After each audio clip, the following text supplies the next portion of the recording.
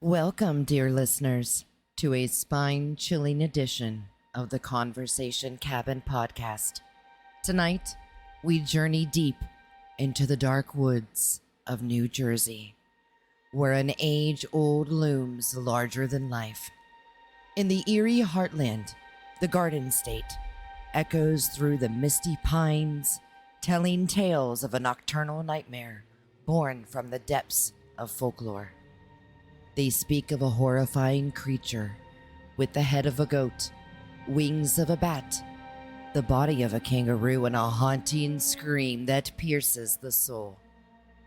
For centuries, the Jersey Devil has woven fear and fascination together, leaving a trail of perplexing encounters and unsolved mysteries in its wake. Tonight, we gather in the Conversation Cabin to shed light on this enigma. So, dear listeners, lock your doors and dim the lights. Snuggle in your blankie as we embark on an unforgettable journey into the heart of darkness. The Conversation Cabin podcast proudly presents Unlocking the Secrets and Mysteries of the Pine Barrens and the Jersey Devil. I'm your fearless host, Farrah. Stay tuned, cabin crew.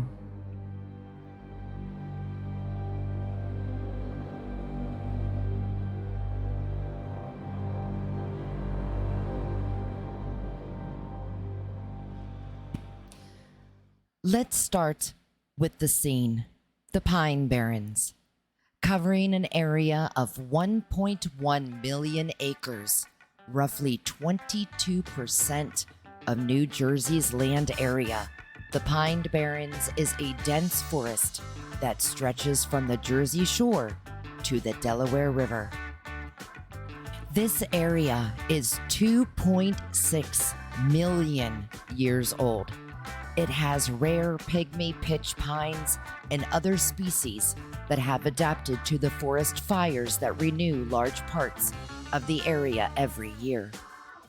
The fires were here long before humans, and during the colonial era, the Dutch and Swedish settlers developed whaling and fishing settlements along the Delaware River. After the Dutch abandoned their claim to the English in 1664, the English began using the trees in the area, such as cedar, oak, and pitch trees, for shipbuilding and to provide iron to the American military for the manufacturing of weapons and camp tools during the American Revolution, War of 1812, and the Second Barbary War in 1815. When coal was discovered in Pennsylvania, many residents moved west, leaving their homes behind, but not everyone left. Those who stayed behind were rural, backwoods families, and for years they have been referred to as Pineys by outsiders, although today many Pineland residents are both proud of the name and the land.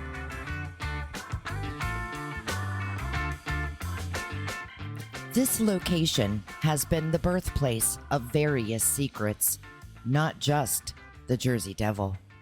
For example, numerous legends from the Pine Barrens concentrate on individuals exploring and traversing the vicinity. One story said there's a doctor named James Still who was a slave. He became very wealthy.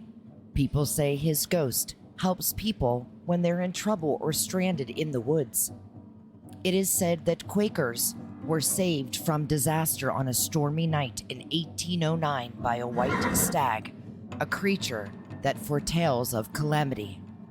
To commemorate Emilio Carranza, a Mexican aviator who flew around the world and was about to head on a tour from New York to Mexico City, there is a monument located a short drive away from the Pine Barrens.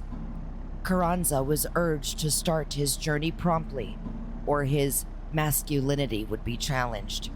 Yet, he crashed while trying to land with just a flashlight to guide him. Folks say that if you shine your car lights at the statue, you can hear an airplane and see Carranza's flashlight in search of a place to land.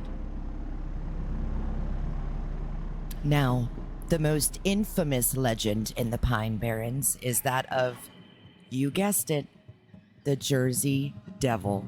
The creature first appeared in the late 1700s when a woman named Deborah Leeds gave birth to a child who she believed was cursed.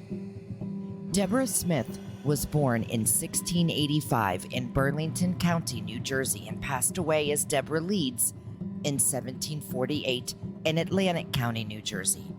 She was a Quaker and wed Japhet Leeds, giving start to 12 of his children. Deborah was the daughter of Daniel Smith and Mary Murfin. Much speculation exists surrounding her, and much of the facts may have been lost with time. It was a common practice in those days to name the first son after the parents, which was not the case for her. Deborah named her first son Robert and her sixth son Daniel after her father. Japhet's father was also named Daniel. Mary, her firstborn, emerged in 1704, and her last known child by Japhet, Hannah, was born in 1726. According to the legend, Deborah was a resident of Leeds Point in Atlantic County, and she was pregnant with her 13th child. On a stormy night, she gave birth to a strange creature with a horse's head, wings, and talons. The creature reportedly screamed and flew up the chimney, never to be seen again.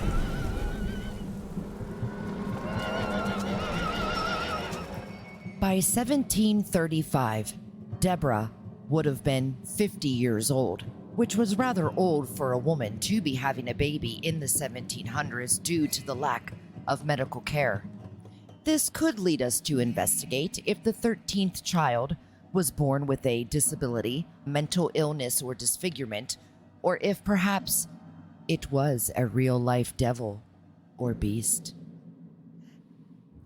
Deborah, a Quaker who later converted to Episcopalian upon marrying Japhet, had a rift with the church, which is thought to be why she was accused of being a witch.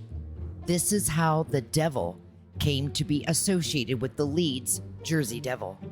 It wasn't until the 1900s that the name Jersey Devil began to be used, although he was also referred to as Hoodle Doodle Bird, Wazzlebug, Flying Hoof, and Winged Dog. The Leeds family caused a stir with their almanac and book, The Trumpet Sounded, which was heavily critical of Quakerism and George Fox. This led to Benjamin Franklin accusing Titan Leeds of being a ghost from the grave, while their family crest featuring winged dragons made them seem like political and religious monsters. Thus, the Leeds Devil became a legendary figure over time. Most of the information about the Leeds family and their devil crest was long forgotten, and all that remains is the idea of an ominous being living in the Pine Barrens. The Leeds Devil was reimagined into the Jersey Devil, and Mother Leeds has become almost like a specter. In modern times, people are still searching for it on the highways of New Jersey, and Daniel Leeds and his family may be looking on in amusement. The story of the Jersey Devil really gained traction in January 1909, when almost 1,000 people reported seeing it around South Jersey. According to Commander Stephen Decatur, who happened to be testing cannonballs at Hanover Mills Works in the Pine Barrens, he took a shot at the creature, but the cannonball only made a hole in it, and it seemed unfazed. Evidence of its presence, like strange tracks, were found in nearby fields, but the bloodhounds couldn't follow them. Those schools were closed for the day. The inhabitants of the Pine Barrens were not overly worried. The craze surrounding the Jersey Devil seemed to have calmed down until 1927, when a taxi driver in Salem City reported to the police about a strange winged creature pounding on the roof of his cab. It almost seemed as though the Jersey Devil was trying to hail the cab for a ride. When news of the Jersey Devil was publicized in 1960, a wealthy merchant presented an enormous sum of $250,000 for its apprehension. After hearing eerie cries in the night, the town of Mays Landing was whipped into a frenzy. The police tried to settle the residents by assuring them that the legendary animal was imaginary, yet the circus proprietor raised the stakes by offering $100,000 to anyone who could capture the monster. Ultimately, nobody collected the prize. Mary Ritzer Christensen told Weird New Jersey that in 1972, while she was traveling on Green Tree Road from Blackwood to Glassboro, she had a scary feeling. She saw a massive creature way behind her car, which she described as bigger than an average person, with thick goat-like legs and a bulky, shaggy head. Chief Ranger McFarland was appalled and mystified when he encountered a gruesome sight on a southern New Jersey farm in 1980. A group of pigs were found dead, their heads eaten away and their bodies scratched and torn. There were no tracks around the corpses and no evidence of blood around them. In the late 1980s, a group of friends went camping and rode dirt bikes in the Pine Barrens. While biking on a trail about 100 yards from camp, the engines on the bikes suddenly stopped working. One person speculated that it could have been because of the terrain or the nearby power plant. But as soon as the bikes stopped, the group heard a loud, inhuman scream coming from the nearby woods. Those who stayed back at the camp heard the noise too, and later on that evening, one of the men went to a bar and told the bartender about the strange yell he and his buddies had heard. The bartender then informed him that he had probably just encountered the Jersey Devil. In 1993, Forest Ranger John Irwin saw an odd creature while driving along the Malika River. It was 6 feet tall with horns and matted black fur. The two of them stared at each other for several minutes before the creature ran off into the forest. In October of 2019, a hiker spotted a figure with wings flying over the treetops. Other reports include strange footprints found near homes and campsites, as well as mysterious sounds heard in the woods. Some theories about what the creature could be include genetic experimentation gone wrong, extraterrestrial creatures visiting Earth, and even an ancient spirit of evil and darkness released into our world, along with some type of portal opening up near New Jersey's Pine Barrens region centuries ago. The use of modern technology to prove the existence of this fabled creature has grown increasingly more refined, like cameras placed in strategic locations or remote audio recordings. This has been attempted to capture any activity of the mysterious being. However, drone footage has been used in the Pine Barrens, yet these tactics are not always successful due to their restricted reach and range. Despite countless attempts to track and/or terminate the creature, it has managed to evade researchers for many years. Some suggest that the creature is cunning and able to camouflage itself, while others reckon that multiple creatures compose the greater legend or myth.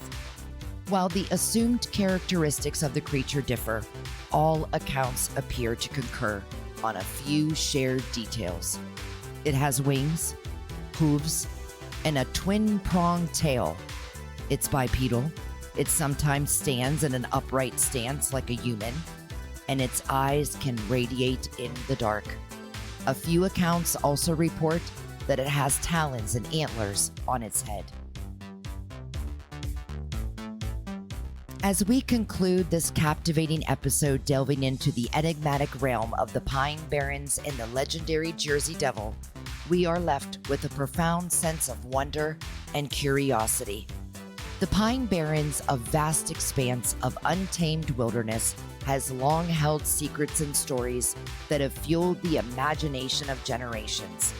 From the eerie tales of phantom apparitions to whispers of supernatural creatures, the allure of this mystic landscape continues to captivate our collective consciousness. At the heart of these legends lies the Jersey Devil, a creature born from whispers and exaggerated tales. Its elusiveness, terrifying visage, and alleged otherworldly origins have become synonymous with the Pine Barrens itself. While the Jersey Devil may forever remain shrouded in ambiguity, one thing is certain: the Pine Barrens will forever hold its secret close, its dense forests hidden, and haunting beauty will continue to lure explorers, adventurers, and storytellers alike. So, seekers of truth, let us keep going and find out more about the mysteries with an appetite for knowledge and a love of the unknown. Together, if you have had an encounter with the Jersey Devil and would like to share your experience, email me at theconversationcabin@gmail.com. I'd love to hear about it.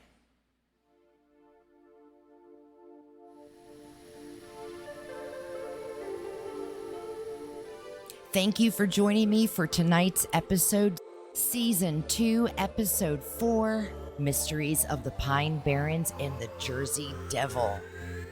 I want to express my deepest gratitude for joining me on this captivating journey. Your unwavering support and enthusiasm have made it all the more rewarding. I invite you to share the Conversation Cabin podcast with others. By doing so, you support the show and foster a community of curious people who want to explore the unknown. Furthermore, I kindly ask that you consider leaving a rating or review. Your feedback and positive reviews go a long way in helping us reach new listeners and continue delivering the quality content you love. It's a free and impactful way to support the show, and we truly value your input. I want to learn about your experiences, so if you have something exciting or spooky to tell, don't be shy. Email me again at theconversationcabin@gmail.com.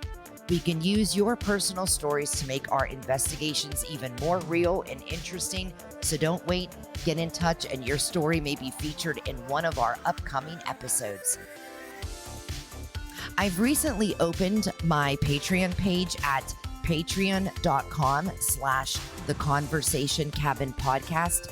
By joining us as a patron for $5 a month, you get a variety of amazing benefits, exclusive bonus material I'll be putting out, free merchandise, the opportunity to co-host an episode with me, newsletters, and even VIP live sessions, and more.